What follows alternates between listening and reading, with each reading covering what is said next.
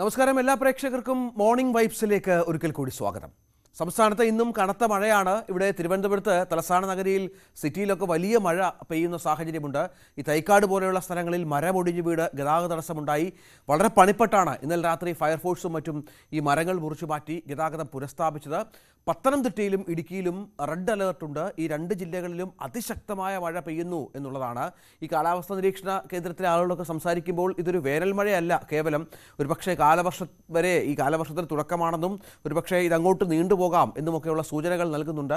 പക്ഷേ ചില ആളുകൾ 2 ദിവസത്തിനകത്ത് മഴ ശമിക്കും എന്നുള്ള തരത്തിലുള്ള പ്രവചനങ്ങളുമൊക്കെ ഉണ്ട്. പക്ഷെ നമുക്ക് കാത്തിരുന്ന് കാണണം. ഏതായാലും മഴ ഏറ്റവും കൂടുതൽ പ്രശ്നമുണ്ടാക്കിയിരിക്കുന്നത് തലസ്ഥാനവാസികൾക്കാണ് എന്ന കാര്യത്തിൽ സംശയമില്ല. മറ്റൊന്ന്, പെരിയാറിൽ മത്സ്യം പൊങ്ങുന്നതുമായി ബന്ധപ്പെട്ടാണ്. വളരെ ഗുരുതരമായ പ്രശ്നം പെരിയാർ അഭിമുഖീകരിക്കുന്നു എന്നുള്ളതാണ്. വിഷം, അതായത് വ്യവസായശാലകളിൽ നിന്നും മറ്റുമുള്ള വലിയ തോതിലുള്ള വിഷം ഒഴുകിപ്പോകുന്നു. മത്സ്യങ്ങൾക്ക് പ്രശ്നമുണ്ടാകുന്നു. മത്സ്യ കർഷകർക്ക് കനത്ത നഷ്ടമുണ്ടാകുന്ന പശ്ചാത്തലം ഒരുങ്ങുന്നു. അങ്ങനെ ഗുരുതരമായ സാഹചര്യം നിലനിൽക്കുന്നു.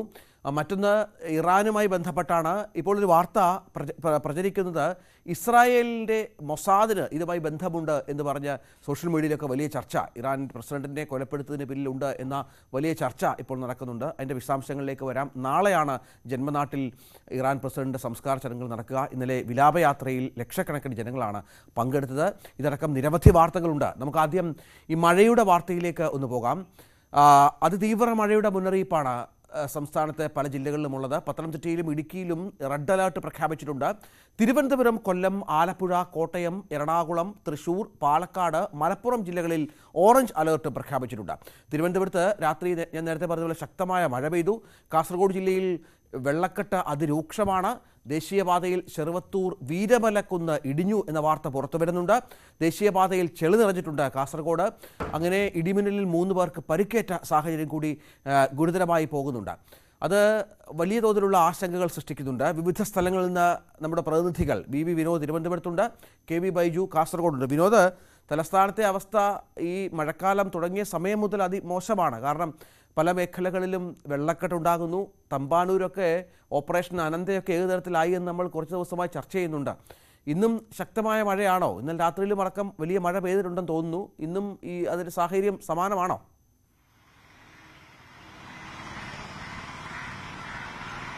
രഞ്ജിത്ത്, ജില്ലയിൽ പരക്കെ മഴയുണ്ട്. ജില്ലയിൽ മാത്രമല്ല, സംസ്ഥാന വ്യാപകമായി തന്നെ ഇന്ന് മഴയ്ക്ക് സാധ്യതയുണ്ടെന്ന് തന്നെയാണ് കാലാവസ്ഥാ നിരീക്ഷണ കേന്ദ്രത്തിന്റെ അറിയിപ്പ്. ഇതിൽ തന്നെ ഇടുക്കി, പത്തനംതിട്ട ജില്ലകളിൽ റെഡ് അലർട്ടാണ്. തിരുവനന്തപുരം മുതൽ മലപ്പുറം വരെ ഉള്ള ജില്ലകളിൽ ഓറഞ്ച് അലർട്ടും, കോഴിക്കോട് മുതൽ കാസർഗോഡ് വരെ യെല്ലോ അലർട്ടുമാണ്. അതായത് സംസ്ഥാനത്ത് മുഴുവൻ ജില്ലകളിലും ഇന്ന് മഴയുണ്ടാകും എന്ന് തന്നെയാണ് അറിയിപ്പുള്ളത്. തിരുവനന്തപുരത്ത് ഇപ്പോഴും നേരിയ മഴയുണ്ട്. പുലർച്ചെ ശക്തമായ മഴ അനുഭവപ്പെട്ടിരുന്നു. രഞ്ജിത്ത് പറഞ്ഞതുപോലെ തന്നെ ഈ മഴക്കാലം, വേനൽ മഴ എന്ന നിലയ്ക്ക് ഈ മഴക്കാലം തുടങ്ങിയ ശേഷം തിരുവനന്തപുരം നഗരത്തിൽ വലിയ തോതിലാണ് വെള്ളക്കെട്ട് അനുഭവപ്പെട്ടത്. പ്രധാനമായും ഈ റോഡുകളുടെ പണി ഇഴഞ്ഞു നീങ്ങുന്നതുമായി ബന്ധപ്പെട്ടുണ്ടായ ദുരിതങ്ങൾ. 6 മാസത്തിൽ കൂടുതലായി റോഡുകളുടെ നിർമ്മാണ പ്രവർത്തനം ആരംഭിച്ചിട്ട് ഇത് സമയബന്ധിതമായി പൂർത്തിയാക്കാൻ കഴിഞ്ഞില്ല. വകുപ്പുകളുടെ ഏകോപനമില്ലായ്മ ഇത്തരമൊരു കാര്യത്തിലേക്ക് നയിച്ചു എന്നതാണ് പ്രധാനമായും പരാതിയായി ഉയർന്നത്.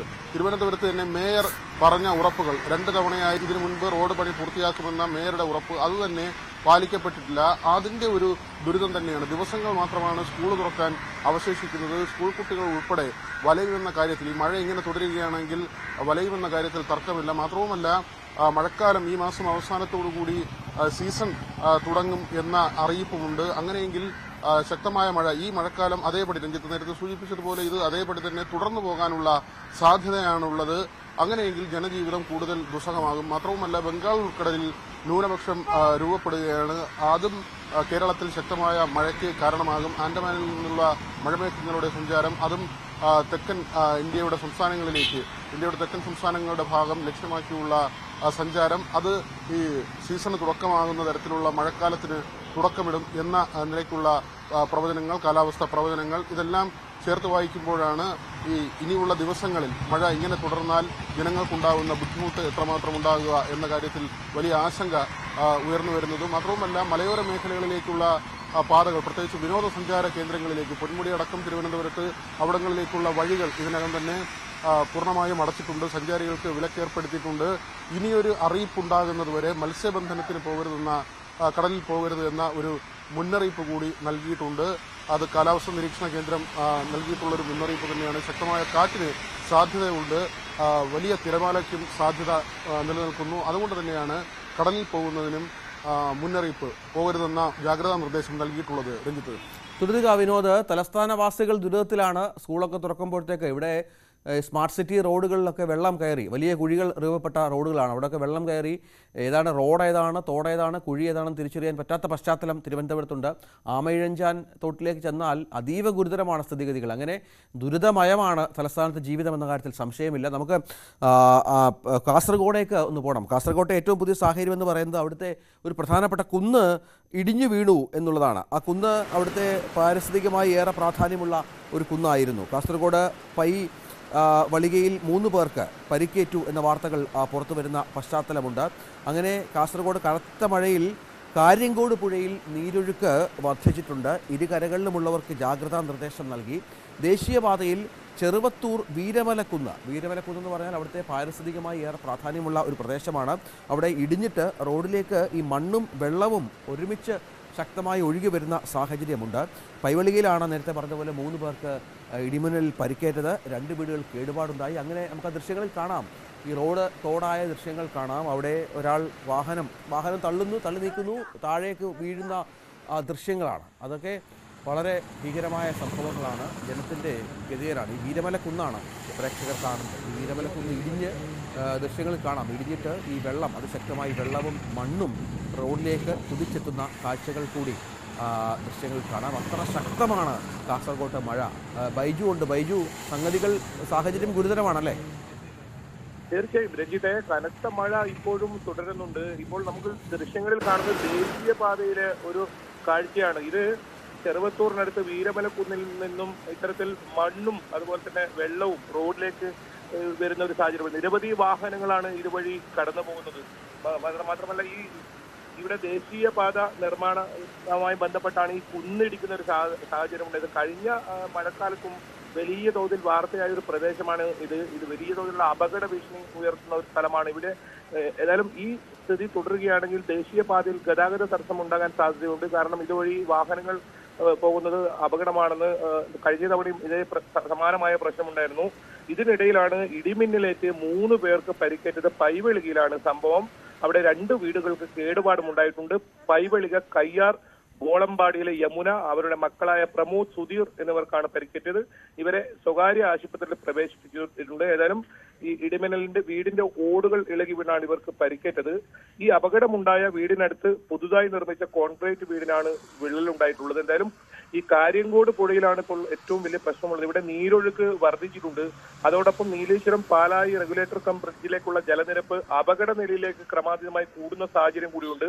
എന്തായാലും ജലനിരപ്പ് നിയന്ത്രിക്കുന്നതിന് ഈ ഷട്ടറുകൾ ഏത് സമയത്തും തുറക്കുമെന്നാണ് ജലസേചന വകുപ്പിന്റെ മുന്നറിയിപ്പുള്ളത്.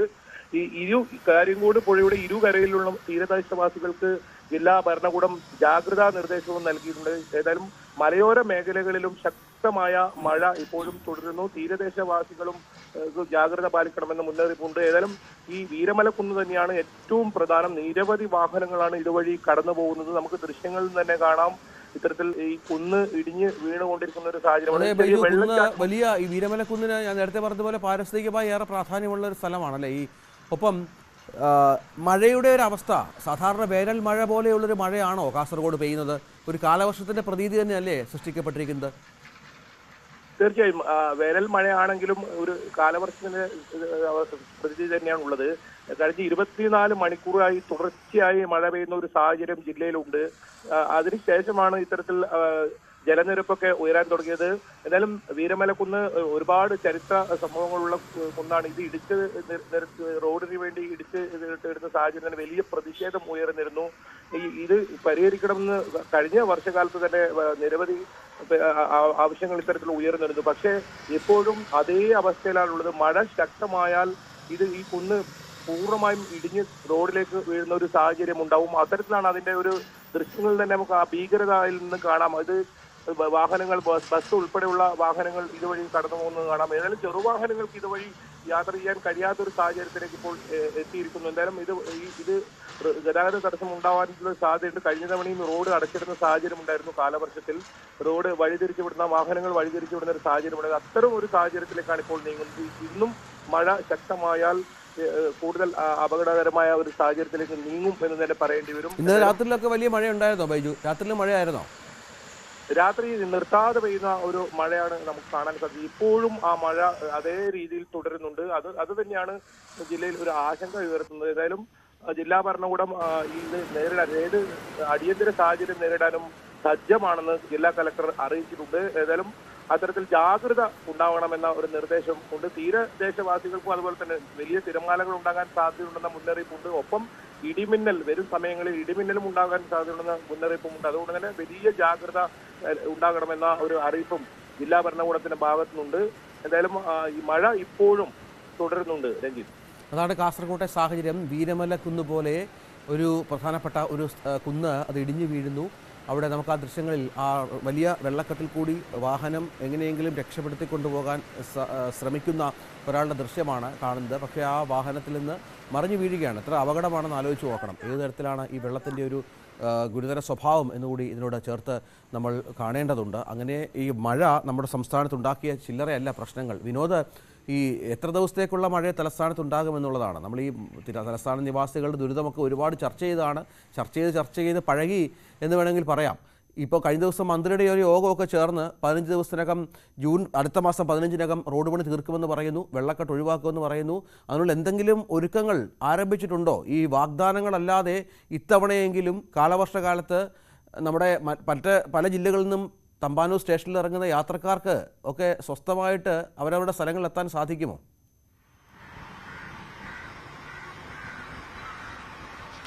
രഞ്ജിത്ത്, ഏപ്രിലോടുകൂടിയെങ്കിലും നിർമ്മാണ പ്രവൃത്തികൾ പൂർത്തിയാക്കുമെന്ന ഉറപ്പ് ആണ് നേരത്തെ നൽകിയത്. അത് രണ്ടാം ഘട്ടം ആയി വന്ന ഉറപ്പാണ്. പക്ഷേ ജൂൺ എത്തുമ്പോഴത്തേക്കും പലയിടങ്ങളിലും ഈ നിർമ്മാണ പ്രവൃത്തികൾ തുടരുകയാണ്. പ്രത്യേകിച്ച് ഇപ്പോൾ വഞ്ചൂർ ഭാഗത്താണെങ്കിൽ അവിടെ സ്കൂള് പ്രവർത്തിക്കുന്ന ഒരു ഇടമാണ്. വലിയ സ്കൂളുകൾ പ്രവർത്തിക്കുന്ന, കോടതി പ്രവർത്തിക്കുന്ന, ആ നിലയ്ക്ക് ജനറൽ ആശുപത്രിയിലേക്ക് പോകുന്ന ഒരു പ്രധാനപ്പെട്ട റോഡാണ്. ആ റോഡിന്റെ നിർമ്മാണം പോലും ഇഴഞ്ഞു നീങ്ങുകയാണ്. 2 ആഴ്ച പറഞ്ഞു തുടങ്ങിയ പ്രവൃത്തികളാണ് 2 മാസവും 4 മാസവും പിന്നിട്ടിട്ടും പൂർത്തിയാകാത്ത നിലയിലേക്ക് പോയത്. ഈ തരത്തിൽ പല സ്ഥലങ്ങളിലും റോഡ് നിർമ്മാണങ്ങൾ ഇപ്പോഴും നടക്കുന്നുണ്ട്. പ്രത്യേകിച്ച് തൈക്കാട് ഭാഗത്തൊക്കെ തൈക്കാട് ആശുപത്രിയുടെ മുന്നിലൊക്കെയും ഇപ്പോഴും റോഡ് നിർമ്മാണം നടക്കുന്നുണ്ട്. അതോടൊപ്പം അട്ടക്കുളങ്ങര ഭാഗത്ത് നടക്കുന്ന റോഡ് നിർമ്മാണം, ഇവിടങ്ങളിലെല്ലാം വലിയ വെള്ളക്കെട്ടുണ്ട്. പലയിടങ്ങളിലും ഇതിനകം റോഡ് നിർമ്മാണം പൂർത്തിയായി എന്ന് സർക്കാരിന് അവകാശപ്പെടാം. ചിലയിടങ്ങളിൽ അങ്ങനെ സംഭവിച്ചിട്ടുണ്ട്. ഇപ്പോൾ സ്റ്റാച്യൂവിൽ നിന്ന് ജനറൽ ആശുപത്രിയിലേക്ക് പോകുന്ന റോഡ് അതൊക്കെ സ്മാർട്ട് റോഡാകുന്നു എന്ന നിലയ്ക്ക് സർക്കാർ നിർമ്മാണം പൂർത്തിയാക്കിയതാണ്. പക്ഷേ ഇപ്പോഴും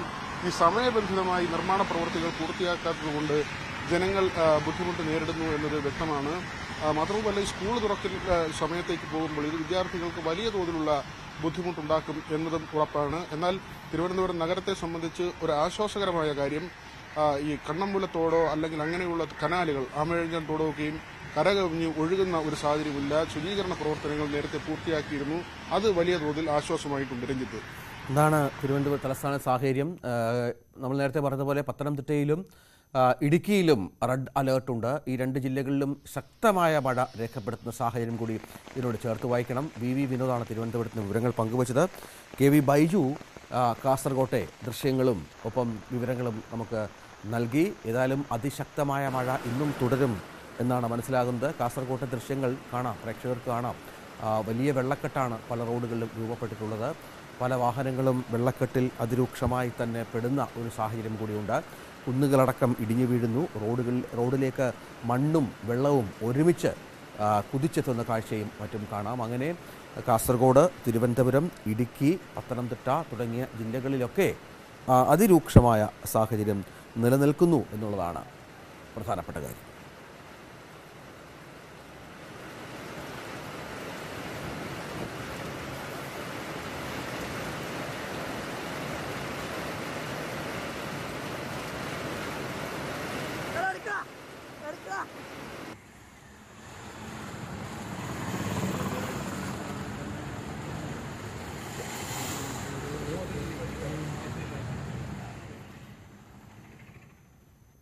മറ്റു ചില വാർത്തകളിലേക്ക് പോകണം. കഴിഞ്ഞ കുറേ ദിവസങ്ങളായി നമ്മൾ ചർച്ച ചെയ്തതാണ് നമ്മുടെ സർക്കാർ ആശുപത്രികളിലെ പിഴവുകൾ. അത് അവയവങ്ങൾ മാറ്റി ശസ്ത്രക്രിയ നടത്തുന്നു, കൊച്ചു കുഞ്ഞുങ്ങളെ പോലും വെറുതെ വിടുന്നില്ല, ഡോക്ടർമാർ വലിയ പിഴവുകൾ നടത്തുന്ന പശ്ചാത്തലമുണ്ട്. ഇതൊക്കെ ആരോപണ വിധേയമാണ്. കേസുകളൊക്കെ പലയിടത്തുമായിട്ടുണ്ട്. ഇവിടെ കോഴിക്കോട് മെഡിക്കൽ കോളേജിലെ ചികിത്സാ പിഴവ് ചർച്ച ചെയ്യാനാണ് ആരോഗ്യമന്ത്രി വീണ ജോർജ് ഇന്ന് ഉന്നതതല യോഗം വിളിച്ചിരിക്കുന്നത്. വിരൽ ശസ്ത്രക്രിയയ്ക്ക് വന്ന കുട്ടിയുടെ നാവിൽ ശസ്ത്രക്രിയ നടത്തിയതാണ് അവിടെ വലിയ വിവാദമായത്. തിരുവനന്തപുരം തൈക്കാട് ആശുപത്രിയിൽ ഗർഭസ്ഥ ശിശു മരിച്ച സംഭവവും ചർച്ചയാകും. ആലപ്പുഴയിലും സമാനമായി ചില മരണങ്ങളൊക്കെ റിപ്പോർട്ട് ചെയ്ത സാഹചര്യം ഇതിനോട് ചേർത്ത് വായിക്കണം. ഈ രണ്ട് ആശുപത്രികളിലെയും, അതായത് തിരുവനന്തപുരം തൈക്കാട്ടെയും ഒപ്പം കോഴിക്കോട്ടെയും ആശുപത്രി അധികാരികളോട് നേരിട്ട് ഹാജരാകാൻ ആരോഗ്യമന്ത്രി നിർദ്ദേശിച്ചിട്ടുണ്ട്. വി വിനോദും MS അനീഷ് കുമാറും ചേരുന്നു. വിനോദ്, ഈ തൈക്കാട്ടെ സംഭവം അത് എന്താണ് എന്നുള്ളതാണ്. അത് പരാതിയുണ്ട്, ഇതുമായി ബന്ധപ്പെട്ട അന്വേഷണമൊക്കെ നടക്കുന്നുണ്ട്. ഈ വിഷയങ്ങളെ ആരോഗ്യവകുപ്പ് എങ്ങനെയാണ് കാണുന്നത്? രഞ്ജിത്ത്, 5 ദിവസം മുൻപ് ഉയർന്നു വന്ന ഒരു പരാതിയാണ്. അതായത് പ്രസവം അടുത്ത സമയത്ത് ഈ യുവതിയെ ആശുപത്രിയിലേക്ക് കൊണ്ടുവരുന്നു, തൈക്കാട് ആശുപത്രിയിലേക്ക് കൊണ്ടുവരുന്നു. അവിടെ കുഞ്ഞിന് അനക്കമില്ലാതൊരു സംശയം ഈ യുവതിയും പറയുകയാണ് ഡോക്ടറോട്. പക്ഷെ അവിടെ കൃത്യമായ ചികിത്സ നൽകിയില്ല, മടക്കി അയച്ചു. തൊട്ടടുത്ത ദിവസം കുഞ്ഞിനെ മരിച്ച നിലയിൽ സർജറി ചെയ്ത് പുറത്തെടുക്കേണ്ടി വന്നു. ഇത് ഗുരുതരമായ ചികിത്സാ പിഴവാണ്. നേരത്തെ തന്നെ ചികിത്സ തേടി ആശുപത്രിയിൽ എത്തിയിട്ടും കൃത്യമായ ചികിത്സ ഡോക്ടർ നൽകിയില്ല. വലിയ ഗുരുതരമായ അനാസ്ഥ ഡോക്ടറുടെ ഭാഗത്തു നിന്നുണ്ടായി. ആവർത്തിച്ച് പറഞ്ഞിട്ടും കുഞ്ഞിന് അനക്കമില്ല എന്ന സംശയമുണ്ടെന്ന് ആവർത്തിച്ച് പറഞ്ഞിട്ടും എന്തെങ്കിലും ഒരു ചികിത്സയിലേക്കോ നടപടിയിലേക്കോ പോയില്ല, മടക്കി അയക്കുകയാണ് ചെയ്തത് എന്ന ആരോപണം. മാത്രവുമല്ല, ഈ കുഞ്ഞിനെ ശസ്ത്രക്രിയയിലൂടെ പുറത്തെടുക്കുമ്പോൾ അമ്മയുടെ ജീവൻ കൂടി അപകടത്തിലാകുമെന്ന നിലയിലേക്ക് എത്തിയിരുന്നുവെന്ന് ഇപ്പോൾ പരാതി ഉയർന്നിട്ടുണ്ട്. ഇതുവരെയും പോസ്റ്റ്മോർട്ടം നടത്തിയ ശേഷം കഴിഞ്ഞ ദിവസവും മൃതദേഹം വിട്ടു നൽകിയില്ല. ഇത് ഈ കേസ് അട്ടിമറിക്കുന്നതിന് വേണ്ടിയാണെന്ന ആരോപണം കൂടി രക്ഷിതാക്കളുടെ ഭാഗത്തു നിന്നുണ്ട്. ഗുരുതരമായ ഒരു സാഹചര്യം തന്നെയാണ് നിലനിൽക്കുന്നത്. ഇപ്പോൾ നിയമപരമായി ഈ സംഭവത്തെ നേരിടാനാണ് ഈ കുട്ടിയുടെ കുടുംബം, ഗർഭസ്ഥ ശിശു മരിച്ച സംഭവത്തിൽ കുടുംബം തീരുമാനിച്ചിട്ടുള്ളത്. കോടതിയെ സമീപിക്കാനും മെഡിക്കൽ ബോർഡിന്റെ സഹായത്തോടുകൂടി ഇതുവരെയുള്ള ചികിത്സയും മറ്റ് കാര്യങ്ങളും എന്തൊക്കെ വീഴ്ചകൾ സംഭവിച്ചു എന്നത് അന്വേഷിക്കണമെന്ന ആവശ്യം കോടതി മുമ്പാകെ ഉന്നയിക്കാനും ആ നിലയ്ക്കൊരു അന്വേഷണം കൊണ്ടുവരാനാണ് അവർ ശ്രമിക്കുന്നത്. നേരത്തെ തന്നെ സൂപ്രണ്ടുമായൊക്കെയും ബന്ധപ്പെടുമ്പോൾ ഇത്തരത്തിൽ ഒരു കാര്യം ശ്രദ്ധയിൽപ്പെട്ടില്ല എന്ന ഒരു മറുപടിയാണ് ആദ്യഘട്ടത്തിൽ ഉണ്ടായത്. ഏതായിരുന്നാലും ഇങ്ങനെ ഒരു സംഭവമുണ്ട്. ഇക്കാര്യത്തിൽ ആരോഗ്യമന്ത്രി വിശദീകരണം ചോദിച്ചിരിക്കുന്നു. കൃത്യമായ വിശദീകരണം, പ്രത്യേകിച്ച് തുടരെ ഇപ്പോൾ ആരോഗ്യവകുപ്പ് ഇങ്ങനെ വിവാദത്തിലാകുന്ന ഒരു സാഹചര്യമുണ്ട്. കോഴിക്കോട്ടെ ശസ്ത്രക്രിയ ഉൾപ്പെടെയുള്ള കാര്യങ്ങളിൽ വിവാദത്തിൽ ചെന്നപ്പെടുന്ന സാഹചര്യമുണ്ട്. ഈ ഒരു സാഹചര്യത്തിലാണ് തൈക്കാട് ആശുപത്രിയിൽ നടന്ന സംഭവത്തിലും മന്ത്രി വിശദീകരണം തേടിയിരിക്കുന്നത്. രഞ്ജിത്ത്, MS അനീഷ് കുമാർ കൂടി. അനീഷ്, കോഴിക്കോട്ട് തുടർച്ചയായ പിഴവുകൾ സംഭവിക്കുന്നു. ഡോക്ടർമാരും അവരുടെ സംഘടനയും ഒക്കെ പിഴവല്ല, ഇത് ഈ പറഞ്ഞതുപോലെ ചില കാര്യങ്ങളുടെ പുറത്ത് ചെയ്തതാണ്, മനഃപൂർവ്വം ചെയ്തതാണ് എന്നൊക്കെ പറഞ്ഞു വെക്കുന്നുണ്ടെങ്കിൽ പോലും പിഴവ് തന്നെയാണല്ലോ. ഇപ്പോഴും പരാതിയിൽ ഉറച്ചു നിൽക്കുകയല്ലേ ഈ രോഗിയുടെ ബന്ധുക്കളടക്കം?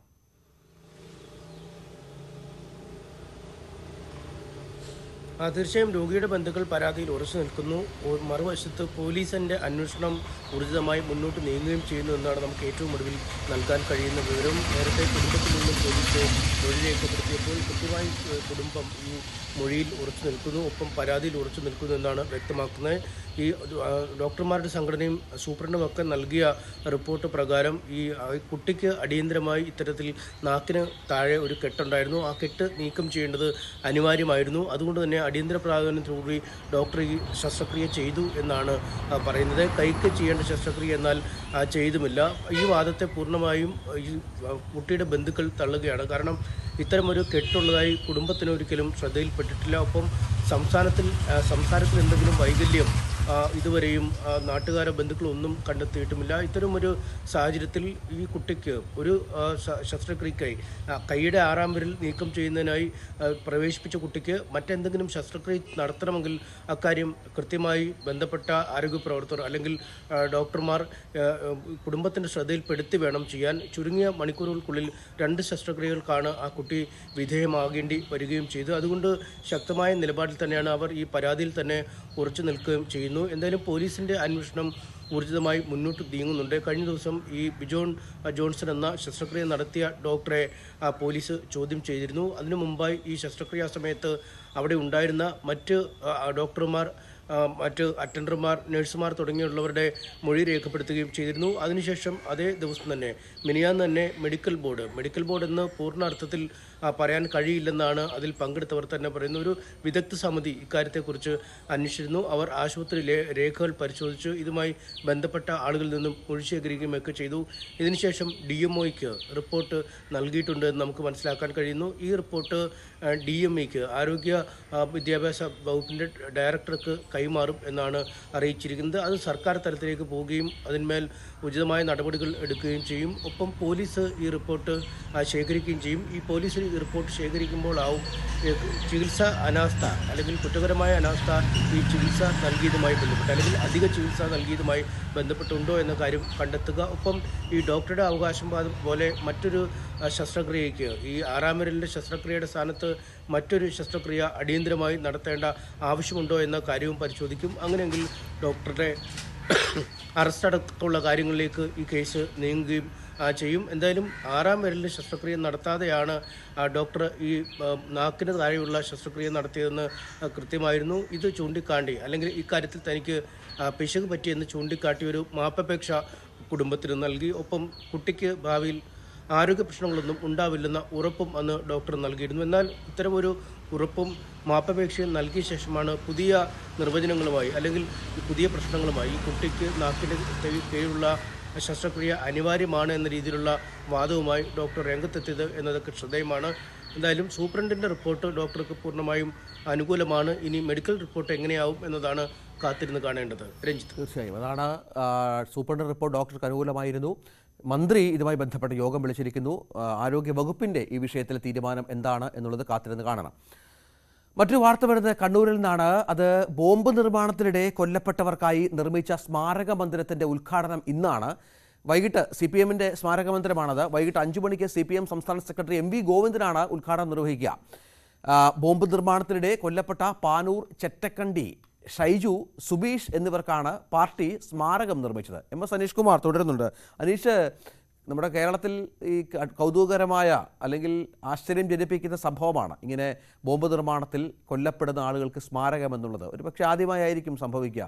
അത് CPM പോലെയുള്ളൊരു പാർട്ടിക്ക് അത് പറ്റുകയുമുള്ളൂ. ഒരുപാട് വിമർശനം സമൂഹത്തിൽ നിന്ന് ഉയർന്ന സാഹചര്യം കൂടിയുണ്ട്. പക്ഷേ അപ്പോഴും പാർട്ടി മുന്നോട്ട് പോകുന്നു. സംസ്ഥാന സെക്രട്ടറി തന്നെ ഉദ്ഘാടനം നിർവഹിക്കുന്നു, അല്ലേ?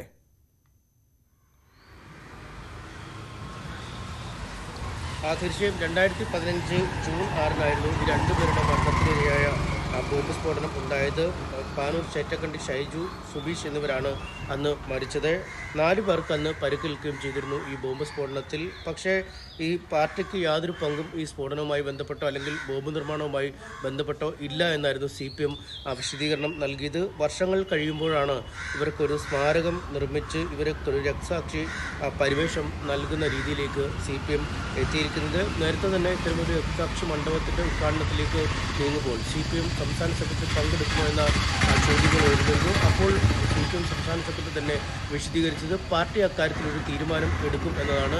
പ്രാദേശിക തലത്തിൽ നിർമ്മാണം പൂർത്തിയാക്കിയ ഒരു സ്മാരകമാണ്. അതുകൊണ്ട് അക്കാര്യത്തിൽ കൃത്യമായ തീരുമാനം പാർട്ടി എടുക്കും എന്നാണ് അറിയിച്ചത്. എന്നാൽ പാർട്ടിയുടെ ഒരു തീരുമാനം വന്നിരിക്കുന്നത് MV ഗോവിന്ദൻ സംസ്ഥാന സെക്രട്ടറി തന്നെ ഈ സ്മാരകം ഉദ്ഘാടനം ചെയ്യട്ടെ എന്ന് തന്നെയാണ്. അന്ന് പ്രാദേശികമായ വലിയ തിരിച്ചടികൾ നേരിടുന്ന ഒരു കാലത്ത് RSSനെ പ്രതിരോധിക്കുന്നതിൻ്റെ ഭാഗമായാണ് ഇങ്ങനെ ഒരു സംഭവം നടന്നതെന്ന വിശദീകരണമാണ് ഈ സംഭവത്തിന് ഏറെ നാൾ ശേഷം CPM നൽകിയത്. നേരത്തെ ഈ സംഭവം നടന്ന ശേഷം ഈ കൊല്ലപ്പെട്ട ശേഷം പ്രകടമായി ഇവരെ തള്ളിപ്പറയുന്നതിനുള്ള ഒരു നീക്കം CPM പറയുകയും CPMന് ഇത്തരത്തിൽ ബോംബ് രാഷ്ട്രീയവുമായി ബന്ധമില്ല, ബോംബുണ്ടാക്കേണ്ട ആവശ്യമില്ല എന്നടക്കം പറയുകയും ചെയ്തു. എന്നാൽ വർഷങ്ങൾക്ക് ശേഷം ഇവരെ അംഗീകരിക്കുന്ന ഒരു നിലവിലേക്കാണ് മാറിയിരിക്കുന്നത്. നമുക്ക് മറ്റൊരു സംഭവത്തെ കൂടി ഇതിനോടൊപ്പം ചേർത്ത് വായിക്കേണ്ടതുണ്ട്. കാരണം ഈ തെരഞ്ഞെടുപ്പിൻ്റെ പ്രചാരണമൊക്കെ നടക്കുന്നതിനിടെ ഏപ്രിൽ മാസം 6-ന് പാനൂരിൽ സമാനമായ രീതിയിൽ തന്നെ മറ്റൊരു ബോംബ് സ്ഫോടനം ഉണ്ടായിരുന്നു. അതിൽ ഷെറിൽ എന്ന CPM പ്രവർത്തകൻ മരിക്കുകയും ഏതാണ്ട് 15ഓളം CPM പ്രവർത്തകരെ ഇതിൽ പ്രതികളാക്കി പിടികൂടുകയും ചെയ്തിരുന്നു. ഒരു CPM പ്രവർത്തകന് ഗുരുതരമായി കൈക്ക് ഏൽക്കുകയും ചെയ്തിരുന്നു. ഈ ആക്രമണം തെരഞ്ഞെടുപ്പായതുകൊണ്ട് തന്നെ വലിയ ചർച്ചാ വിഷയമാവുകയും ഈ ആളുകളെ CPM കൃത്യമായി തള്ളിപ്പറയുകയും ചെയ്തിരുന്നു. പാർട്ടിയോട് ചേർന്ന് നിന്നിരുന്ന എന്നാൽ പിന്നീട് പാർട്ടിയിൽ നിന്നും വഴിമാറിപ്പോയ അല്ലെങ്കിൽ വഴിതെറ്റിപ്പോയ ആളുകളാണ് ഇത്തരം ആക്രമണം നടത്തിയത്. CPM-ന് ബോംബ് നിർമ്മിക്കേണ്ട ആവശ്യമില്ല എന്നൊക്കെയാണ് പറഞ്ഞത്. പക്ഷേ ഈ UDF സ്ഥാനാർത്ഥി ഷാഫി പറമ്പിലടക്കം കൃത്യമായൊരു എതിർപ്പുമായി അല്ലെങ്കിൽ ഇതൊരു പ്രചാരണ ആയുധമായി രംഗത്തെത്തുകയും ചെയ്തു. അദ്ദേഹം സമാധാന യാത്ര വരെ അവിടെ നടത്തി. ഒപ്പം ഈ എതിരാളികൾക്കെതിരെ പ്രയോഗിക്കുന്നതിനാണ് ഈ ബോംബുകൾ ശേഖരിച്ചതെന്ന് വ്യക്തമാക്കുകയും ചെയ്തു. ഈ കേസുമായി ബന്ധപ്പെട്ട് അറസ്റ്റിലായ പലരും DYFIയുടെ യൂണിറ്റ് സെക്രട്ടറിയും CPM-ന്റെ പ്രാദേശിക പ്രവർത്തകരും അടക്കമുള്ളവർ അറസ്റ്റിലാവുകയും ചെയ്തിരുന്നു.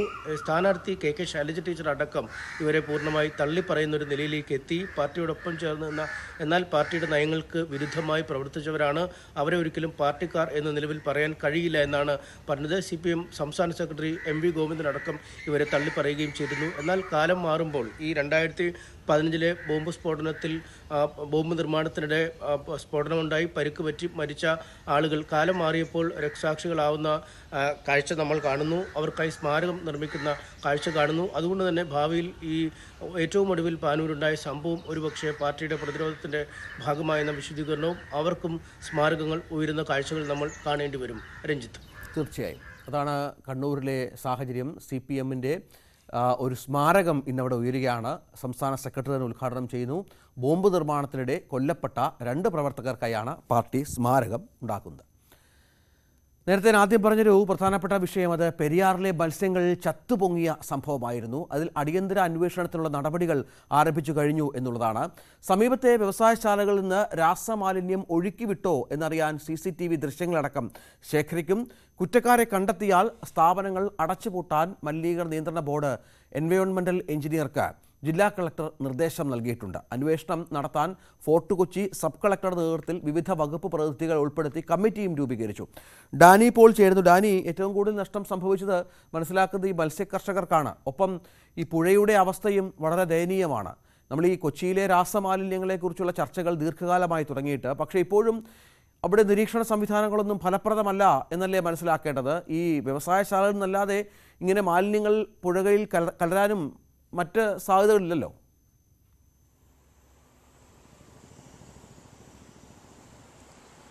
സാധ്യതകൾ വളരെ കുറവാണ് രഞ്ജിത്ത്. കാരണം ഈ രാസമാലിന്യത്തിൻ്റെ ഒരു ഒഴുക്ക് ഏതു സമയവും പ്രതീക്ഷിച്ചതാണ് പ്രദേശത്തുള്ളവർ എല്ലാവരും തന്നെ. കാരണം മഴ കനക്കുമ്പോൾ ഈ മഴയുടെ ഒരു തുടക്കം, ആദ്യത്തെ ഒരു മഴ വലിയ രീതിയിലേക്ക് പെയ്യുന്ന സമയത്ത് പലപ്പോഴായി ഈ പെരിയാറിൽ രാസമാലിന്യങ്ങൾ കലരുക എന്നത് വന്ന് അതൊരു സ്വാഭാവികമായൊരു രീതി എന്ന രീതിയിലേക്ക് വന്നിട്ടുണ്ട്.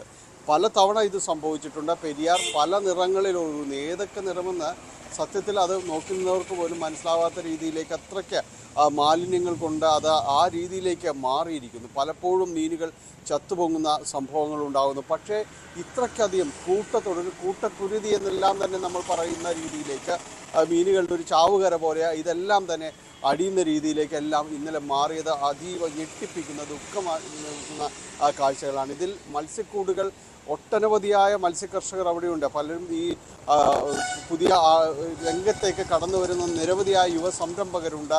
പരമ്പരാഗത രീതിയിൽ മത്സ്യ കൃഷി നടത്തുന്നവരുണ്ട്. അങ്ങനെ പലരും തന്നെയുണ്ട്. അവരെല്ലാം തന്നെ മത്സ്യക്കൂടുകൾ ഒന്നും ബാക്കിയില്ലാത്ത രീതിയിൽ തന്നെ വെച്ചു. ഏതാണ്ട് 200ഓളം മത്സ്യക്കൂടുകളുണ്ടായിരുന്നു. ലക്ഷക്കണക്കിന് രൂപയുടെ മത്സ്യങ്ങൾ ഈ രീതിയിൽ അത് പൂർണ്ണമായും തന്നെ ഇല്ലാതായിരിക്കുന്നു. അതിനൊപ്പം തന്നെയാണ് പെരിയാർ ഈ ഇവിടേക്ക് വരുമ്പോഴേക്ക് ഏലൂർ ഭാഗത്തേക്ക് എടയാർ ഭാഗത്തേക്ക് എല്ലാം വരുമ്പോൾ അതിൻ്റെ സ്വാഭാവികത പോലും നഷ്ടപ്പെടുന്നൊരവസ്ഥയിലേക്ക്, ഒരു ജീവജാലങ്ങളും ഇല്ലാത്ത രീതിയിലേക്ക് എല്ലാം തന്നെ അത് മാറുന്ന ഒരവസ്ഥയിലേക്ക് വന്നിരിക്കുന്നു. ഇതിൽ വരാപ്പുഴ, കടമക്കുടി ഈ ഭാഗങ്ങളിലെല്ലാം തന്നെ അതൊരു ഗ്രാമീണമായൊരു പ്രദേശമാണ്. ഇവിടങ്ങളിലേക്കെല്ലാം തന്നെ ഇത് ഒഴുകി പരന്നിരിക്കുന്നു. ഇന്നിപ്പോൾ ഉള്ളൊരു അവസ്ഥ എന്ന് പറയുന്നത് ഈ കൂട്ടത്തോടെ ചത്ത കരയിലേക്ക് നീങ്ങിയ മീനുകൾ, കരക്കടിഞ്ഞ മീനുകൾ, അത് ഒരു ഇന്നത്തോടുകൂടി അത് ചീഞ്ഞഴിഞ്ഞു തുടങ്ങുന്ന രൂക്ഷമായൊരു ദുർഗന്ധത്തിലേക്ക് അടക്കം ഈ പരിസര പ്രദേശമൊക്കെ തന്നെ മാറും. കുറേ എല്ലാം ഇത് ഒഴുകിപ്പോവുകയും ചെയ്തിട്ടുണ്ട്. പക്ഷേ കരയിലേക്ക് അടിഞ്ഞതെല്ലാം തന്നെ ഇത് പരിസരവാസികൾക്കെല്ലാം തന്നെ ബുദ്ധിമുട്ടാകുന്നു. ബുദ്ധിമുട്ടതിനേക്കാളപ്പുറം ഇതൊരു സങ്കടകരമായൊരു കാഴ്ചയാണ് അവിടേക്ക് എത്തുമ്പോൾ അറിയുന്നത്. ഇന്നിപ്പോൾ പൊല്യൂഷൻ കൺട്രോൾ ബോർഡിലേക്ക്, ഏലൂരിലേക്ക്, ഓഫീസിലേക്ക് അടക്കം മാർച്ച് സംഘടിപ്പിച്ചിട്ടുണ്ട്. ഇതിൽ പ്രദേശവാസികളും ഒപ്പം തന്നെ പെരിയാർ മലിനീകരണ വിരുദ്ധ സമിതിയും എല്ലാം തന്നെ ഈ മാർച്ചിൽ പങ്കെടുക്കുന്നുണ്ട്. കാരണം ഇത് ഇത്രയും നാളും അഭിമുഖീകരിച്ച പോലുള്ള രീതിയല്ല, ഈ നടന്നിരിക്കുന്നത് കൂട്ടക്കുരുതി തന്നെയാണ് എന്ന രീതിയിൽ തന്നെയാണ് ആളുകൾ നിലനിൽക്കുന്നത്. ഇത് ബോധപൂർവമാണ് എന്ന് അവർ തന്നെ പറയുന്നു. സർക്കാർ ജില്ലാ കളക്ടർ ഇന്നലെ ഒരു ഉത്തരവിട്ടിരുന്നു. ഇത് സംബന്ധിച്ച് അന്വേഷിച്ച് ഒരാഴ്ചയ്ക്കകം റിപ്പോർട്ട് സമർപ്പിക്കാൻ ഫോർട്ട് കൊച്ചി സബ് കളക്ടറോടക്കം നിർദ്ദേശം നൽകിയിട്ടുണ്ട്. അദ്ദേഹത്തിൻ്റെ അന്വേഷണം നടപടികൾ ഇന്ന് കടക്കും. മലിനീകരണ നിയന്ത്രണ ബോർഡ് ഒപ്പം വിവിധ വകുപ്പുകൾ, വ്യവസായ വകുപ്പ് ഉൾപ്പെടെയുള്ള വകുപ്പിൻ്റെ പ്രതിനിധികളും ഈ കൗൺസിൽ സ്വീകരിച്ചിരിക്കുന്ന ഈ ഒരു കമ്മിറ്റിയിലുണ്ട്. അപ്പോൾ ഇവരുടെ എല്ലാം തന്നെ മേൽനോട്ടത്തിൽ ഒരു അന്വേഷണം നടക്കുക, ഒരാഴ്ചയ്ക്കകം റിപ്പോർട്ട് സമർപ്പിക്കുക എന്നാണ് പറയുന്നത്. പക്ഷേ അത്ഭുതമൊന്നും പ്രദേശത്തുള്ളവർ പ്രതീക്ഷിക്കുന്നില്ല. കാരണം ഇത് പലകുറി ഈ രീതിയിലെല്ലാം തന്നെ നടന്നതാണ്.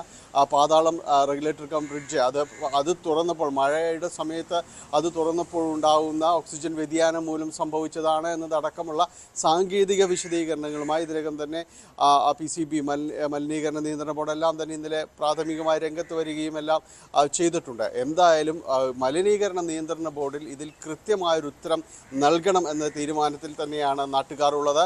കാരണം ഇവർക്കാണ് ഇതിൽ പൂർണ്ണമായ ഒരു ഉത്തരവാദിത്വമുള്ളത്. ഈ കാര്യങ്ങളിൽ കർശനമായ നടപടി വേണമെന്ന് ജില്ലാ കളക്ടർ ആവശ്യപ്പെട്ടിരിക്കുന്നു. അതിനൊപ്പം തന്നെ ഇത്തരം സ്ഥാപനങ്ങളെ നിയന്ത്രിക്കുക, പുഴയിലേക്ക് അടക്കം പെരിയാറിലേക്ക് ഈ രാസമാലിന്യങ്ങൾ തുറന്നുവിടുന്നതിനടക്കം ഈ വളരെ താഴത്തിൽ പൈപ്പുകൾ സ്ഥാപിച്ചിട്ടുണ്ടെന്ന് പറയുന്നു. പലപ്പോഴും അവിടുത്തെ പ്രദേശവാസികൾ അത് കണ്ടെത്തി പുറത്തു കൊണ്ടുവരികയും എല്ലാം തന്നെ ചെയ്തിട്ടുണ്ട്. പക്ഷെ അപ്പോഴൊന്നും ഒരു നടപടിയിലേക്ക് പോകുവാനായിട്ട് വ്യവസായ വകുപ്പോ സർക്കാരോ അതാത് സമയങ്ങളിൽ ആരും തന്നെ തയ്യാറായിരുന്നില്ല. കൃത്യമായൊരു മോണിറ്ററിംഗ് ഈ ഭാഗത്ത് നടക്കുന്നില്ല എന്നതും പലകുറി ആരോപണങ്ങൾ ഉയർന്നതാണ്. ജനങ്ങൾക്ക് ശക്തിയായ പ്രതിഷേധവും അമർഷവും എല്ലാം തന്നെ ഈ സംഭവങ്ങളിലുണ്ട്. ഇന്ന് നടക്കുന്ന ഈ പ്രതിഷേധ മാർച്ചിൽ അതെല്ലാം നിഴലിക്കുമെന്ന കാര്യത്തിൽ സംശയമില്ല. ഇതിനു മുൻപ് വന്ന റിപ്പോർട്ടുകൾ, അതിൻ്റെ അടിസ്ഥാനത്തിൽ എന്ത് നടപടി സർക്കാർ എടുത്തു, വിവിധ കാലങ്ങളിലുണ്ടായ സർക്കാരുകൾ എന്ത് നടപടിയാണ് പെരിയാർ സംരക്ഷിക്കാൻ എടുത്തത്, അവർ ജനങ്ങൾ താമസിക്കുന്നിടത്ത് എന്ത് സുരക്ഷാ നടപടികൾ, ഈ പുഴയൊഴുകുന്നു, രാസമാലിന്യങ്ങൾ ഒഴുകുന്ന ഈ സ്ഥലത്ത് അതിനെ തടയിടാൻ എന്ത് നടപടിയെടുത്തു എന്ന വലിയ ചോദ്യം ഇപ്പോഴും അവശേഷിക്കുന്നുണ്ട്. ആ പ്രതിഷേധമാണ് ഇന്ന് രാവിലെ നടക്കുന്ന മാർച്ചിലെല്ലാം തന്നെ പ്രകടമാകാൻ പോകുന്നതും. തീർച്ചയായും അതാണ് സാഹചര്യം. അതാണ് നമുക്കറിയാം, കൊച്ചിയിലെ ഈ പെരിയാറിലെയൊക്കെ രാസമാലിന്യങ്ങൾ കാലങ്ങളായി പരിസ്ഥിതി പ്രവർത്തകരൊക്കെ എത്രയോ തവണ ഇതുമായി ബന്ധപ്പെട്ട് സമരം നടത്തിയതാണ്, ചൂണ്ടിക്കാട്ടിയതാണ്. പക്ഷേ അതിൻ്റെ തിക്തഫലങ്ങൾ ഇപ്പോൾ ജനം അനുഭവിച്ചു തുടങ്ങി എന്ന് വേണം കാണാൻ. കാരണം ഈ വ്യവസായശാലകളെ കൃത്യമായി നിരീക്ഷിക്കേണ്ടതുണ്ട്. നമുക്കൊരു പൊല്യൂഷൻ കൺട്രോൾ ബോർഡ് എന്നൊക്കെ പറഞ്ഞ സംവിധാനമുണ്ട്. അവരുടെയൊക്കെ പണി ഇതാണ്, ഇത്തരം വ്യവസായശാലകളെ നിരീക്ഷിക്കുക, ഈ മാലിന്യങ്ങൾ ഈ പുഴയിലേക്ക് തുടർന്നു വിടുന്നുണ്ടോ എന്ന് പരിശോധിക്കുക. പക്ഷേ അതൊന്നും നടക്കുന്നില്ല. ഈ വാർത്തകൾ വരുമ്പോൾ, ഇത്തരം സംഭവങ്ങൾ വരുമ്പോൾ, ജനം ദുരിതത്തിലാകുമ്പോൾ, അതായത് ജനം എല്ലാം അനുഭവിച്ചതിന് ശേഷം മാത്രം ഇടപെടലുണ്ടാകും, തുടർ നടപടി ഉണ്ടാകും, കുറച്ച് നാൾ മുന്നറിയിപ്പുണ്ടാകും, വീണ്ടും മറക്കും, വീണ്ടും ഈ പറഞ്ഞതുപോലെ ഉദ്യോഗസ്ഥരൊക്കെ അലംഭാവം കാട്ടും, ഇത്തരം സംഭവങ്ങൾ ആവർത്തിക്കുകയും ചെയ്യും. ഇതാണ് കാലങ്ങളായി നമ്മുടെ പരിസ്ഥിതിക്ക് സംഭവിച്ചുകൊണ്ടിരിക്കുന്നത്. സമാനമായി തന്നെ കൊച്ചിയിൽ ഇന്നും ഈ ദിവസങ്ങളിലും കാര്യങ്ങൾ ആവർത്തിക്കുകയാണ്.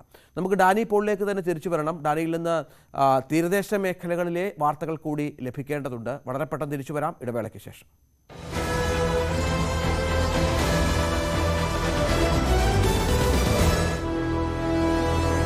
ആക്ഷൻ ടെസ്സയുടെ 18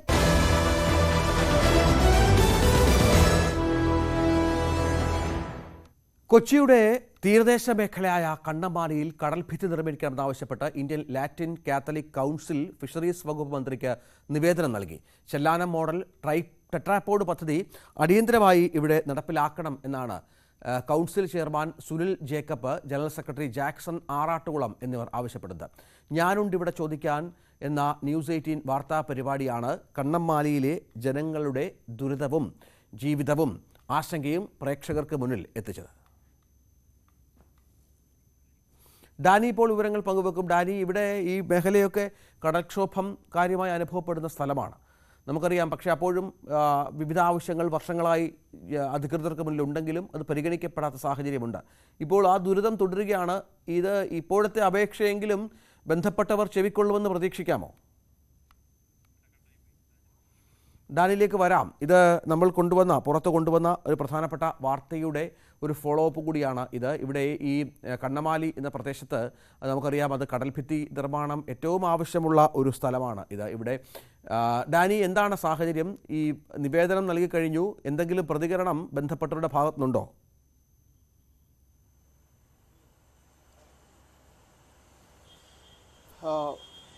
രഞ്ജിത്ത്, ഇത് ചെല്ലാനം മോഡൽ പദ്ധതി നടപ്പാക്കുക എന്നത് അവർ ആവശ്യപ്പെടുന്നൊരു കാര്യമല്ല. നേരത്തെ പദ്ധതിയിൽ ഉണ്ടായിരുന്നതാണ്. 2 ഘട്ടങ്ങളിലായി കൊച്ചിയുടെ തീരമേഖലയിൽ ഏറ്റവും കൂടുതൽ കടലാക്രമണത്തിൻ്റെ രൂക്ഷത, അതിൻ്റെ ഒരു വന്യത അനുഭവിക്കുന്ന ജനവിഭാഗമാണ് കണ്ണമാലി ചെല്ലാനം തീരമേഖലയിലുള്ളവർ. അപ്പോൾ ഇവിടെ അടിയന്തരമായി കടൽഭിത്തി നിർമ്മിക്കുക എന്നൊരാവശ്യമായിരുന്നു. അവിടേക്കാണ് ടെട്രാ പൗഡ് മോഡൽ പദ്ധതി കൊണ്ടുവരുന്നതും അത് വളരെ വിജയകരമായി അത് പ്രാവർത്തികമാക്കുകയും ചെയ്തത്. ചെല്ലാനത്തിൻ്റെ വലിയൊരു തീരമേഖല ഈ രീതിയിൽ സംരക്ഷിക്കപ്പെടുന്നുണ്ട്. കഴിഞ്ഞ കിഫ്ബിയിലൂടെ പ്രാവർത്തികമാക്കിയ ഒരു പദ്ധതി അത് മികച്ച അഭിപ്രായം നേടുകയും ചെയ്തു. ചെല്ലാനം സുരക്ഷിതമാണ് ഉറപ്പായും. പക്ഷേ അതിനിപ്പുറത്തേക്ക് 2ാം ഘട്ടത്തിൽ നടപ്പാക്കേണ്ട സ്ഥലമായിരുന്നു കണ്ണമാലി ഉൾപ്പെടെയുള്ള ഏതാണ്ട് 5 കിലോമീറ്റർ വരുന്ന ദൂരം. ഇത് അതേ സമയത്ത് തന്നെ നിർമ്മാണം തുടങ്ങുമെന്നും കൃത്യമായി അത് അവസാനിപ്പിക്കുമെന്നും എല്ലാം തന്നെ പ്രതീക്ഷിച്ചിരുന്നു. പക്ഷേ അത് ഉണ്ടായിട്ടില്ല. ഏതാണ്ട് 300 കോടിയോളം അടുക്കെ വരുന്നൊരു പദ്ധതിയാണിത്. സ്വാഭാവികമായും അതിൻ്റെ ഇപ്പോഴുള്ള ഒരു സാമ്പത്തിക പ്രശ്നങ്ങളോ കാര്യങ്ങളോ എല്ലാം അതിനെ വൈഷമ്യങ്ങളോ ബാധിച്ചിട്ടുണ്ടോ എന്ന് നമുക്കറിയില്ല. പക്ഷേ പദ്ധതി വൈകുകയാണ്. അതിൽ ജനങ്ങൾക്കുള്ള കടുത്ത ആശങ്ക നിലനിൽക്കുന്നുണ്ട്.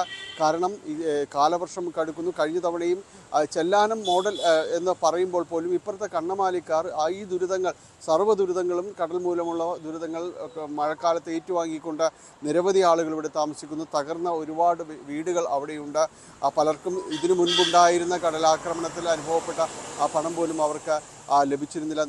ഞാനും ഇവിടെ ചോദിക്കാൻ എന്ന പരിപാടിയിലൂടെ ഇത് കൃത്യമായി പറയുകയും അവിടുത്തെ വിഷയങ്ങളെല്ലാം അവതരിപ്പിക്കുകയും ചെയ്തു. ഈ ഒരു സാഹചര്യത്തിലാണ് ഇപ്പോൾ ഇന്ത്യൻ ലാറ്റിൻ കാത്തലിക് കൗൺസിൽ ഈ വിഷയത്തിൽ ഇടപെടുന്നത്. അവർ ഇന്നലെ ഫിഷറീസ് വകുപ്പ് മന്ത്രിക്ക് നിവേദനം സമർപ്പിച്ചിരിക്കുന്നു. അടിയന്തരമായി ഈ വിഷയത്തിൽ ഇടപെട്ടുകൊണ്ട് അദ്ദേഹം ഈ പദ്ധതി പ്രാവർത്തികമാക്കാനായിട്ട് ഒന്നുകൂടി മുൻകൈയെടുക്കണം. കാരണം ചെല്ലാനം മോഡൽ അത് വ്യാപിപ്പിക്കേണ്ടത് ഈ ഒരു ആവശ്യത്തിൽ കണ്ണമാലി നേരത്തെ തന്നെ സുരക്ഷിതമാക്കണമെന്ന് ആവശ്യപ്പെട്ടിരുന്നു. അതിനനുബന്ധമായി നടപ്പാക്കുമെന്ന് പറഞ്ഞിരുന്നു. ആ വാക്ക് പൂർണ്ണമാക്കണമെന്ന രീതിയിൽ ഇവർ കൗൺസിൽ ILC ആവശ്യപ്പെട്ടിരിക്കുന്നു. അവർ നിവേദനം സമർപ്പിച്ചു. വരും ദിവസങ്ങളിൽ അവർ അവിടെ സന്ദർശിക്കുകയും കൂടുതൽ പ്രതികരണങ്ങൾ തേടുകയും ഒപ്പം ഇതിനുവേണ്ടി കൂടുതൽ സമ്മർദ്ദം ചെലുത്തുകയും വേണ്ടി വന്നാൽ സമരരംഗത്തേക്കടക്കം ജനങ്ങളെ ഏകോപിച്ചുകൊണ്ട് മുന്നോട്ട് പോകാൻ തയ്യാറാണെന്ന് അവർ വ്യക്തമാക്കുകയും എല്ലാം തന്നെ ചെയ്തിട്ടുണ്ട്. ഇവിടെ ഇപ്പോൾ ഈ കാലവർഷത്തിൻ്റെ വളരെ തുടക്കത്തിൽ തന്നെയും തിരമാലകൾ ആഞ്ഞടിച്ച് അവിടുന്ന് ആളുകൾക്ക് ഒഴിഞ്ഞു മാറേണ്ട ഒരു അവസ്ഥയിലേക്ക് അടക്കം വന്നിട്ടുണ്ട്. അപ്പോൾ കുറച്ചുകൂടി കടൽ പ്രക്ഷുബ്ധമാകിയാൽ, കാലവർഷം കടുത്താൽ ഇത് അവിടെ ജീവിക്കുക പോലും അസാധ്യമാവുന്ന ഒരു സാഹചര്യത്തിലേക്ക് വരും. അപ്പോൾ അടിയന്തരമായി നിർമ്മിക്കേണ്ടത് കടൽഭിത്തി നിർമ്മാണം വീണ്ടും തുടങ്ങുക എന്നതാണ്. ടെട്രാപോഡ് പദ്ധതിയുടെ ഒരു തുടർച്ച കണ്ണമാലി മേഖലയിലും ഉണ്ടാകണം എന്ന് അവിടുത്തെ ജനങ്ങൾ ആവശ്യപ്പെടുന്നു. അവർ അത് പ്രതീക്ഷയോടെ കാത്തിരിക്കുകയാണ്. കാരണം ചെല്ലാനത്തിൻ്റെ തുടർച്ച തങ്ങൾക്കും അവകാശപ്പെട്ടതല്ലേ എന്നൊരു മറുചോദ്യം അവർ ചോദിക്കുന്നുണ്ട്. ചെല്ലാനം സുരക്ഷിതമാക്കിയപ്പോൾ കണ്ണമാലിക്കാരെ മറന്നു. എന്തുകൊണ്ട് MLA അടക്കം ഈ വിഷയത്തിൽ ഇടപെട്ടുകൊണ്ട് സർക്കാരിന് ഇതൊന്നും ഓർമ്മിപ്പിക്കുന്നില്ല എന്നവർ വളരെ വിഷമത്തോടെ ഒപ്പം രോക്ഷത്തോടെ എല്ലാം തന്നെ ചോദ്യങ്ങൾ ചോദിക്കുന്നുണ്ട്. പക്ഷെ ഇതുവരെയും കൃത്യമായൊരു ഉത്തരം അവർക്ക് ലഭിക്കുന്നില്ല. ഈ പദ്ധതി എന്നാണ് ഇനി തുടങ്ങുന്നതെന്ന്, എത്ര നാളുകൊണ്ട് പൂർത്തിയാക്കും, ഇത്തരം കാര്യങ്ങളിൽ യാതൊരു രീതിയിലുള്ള ഒരു മറുപടിയും അധികാരികളുടെ ഭാഗത്തുനിന്ന് ലഭിക്കുന്നില്ല എന്നതാണ്. ഈ ഒരു സാഹചര്യത്തിലാണ് ഇപ്പോൾ നമ്മുടെ വാർത്താ പരിപാടി ശ്രദ്ധയിൽപ്പെട്ടുകൊണ്ട് ILC ഈ വിഷയത്തിൽ നിവേദനം സമർപ്പിച്ചിരിക്കുന്നത്. വരും ദിവസം മന്ത്രിയെ നേരിട്ട് കണ്ട ഈ വിഷയം ഒന്നുകൂടി അവതരിപ്പിക്കും എന്നാണ് അവർ പറഞ്ഞിരിക്കുന്നത്. രഞ്ജിത്ത്, ഒന്ന് പോകണം ഡാനി. അത് നെടുമ്പാശ്ശേരി അവയവക്കടത്തുമായി ബന്ധപ്പെട്ടാണ് നമ്മൾ ഒരുപാട് കേട്ട് അമ്പരന്ന ഞെട്ടിച്ച വാർത്തയാണത്. ഒരുപാട് ആളുകൾ ഉൾപ്പെട്ടിട്ടുണ്ടോ എന്ന് പറയുന്നു. നിരവധി ആളുകളുടെ അവയവങ്ങൾ ഇത്തരത്തിൽ ഇറാനിലടക്കം കൊണ്ടുപോയി മാറ്റിയിട്ടുണ്ട് എന്ന് പറയുന്നു. അന്യസംസ്ഥാന തൊഴിലാളികളാണ് പലപ്പോഴും ഇരകളായിട്ടുള്ളത്. ഇതിൻ്റെ അന്വേഷണം പുരോഗമിക്കുന്നുണ്ട്. കേന്ദ്ര ഏജൻസികളുടെ നിരീക്ഷണവുമുണ്ട്. എന്താണ് അതിൻ്റെ ഏറ്റവും പുതിയ പുരോഗതി?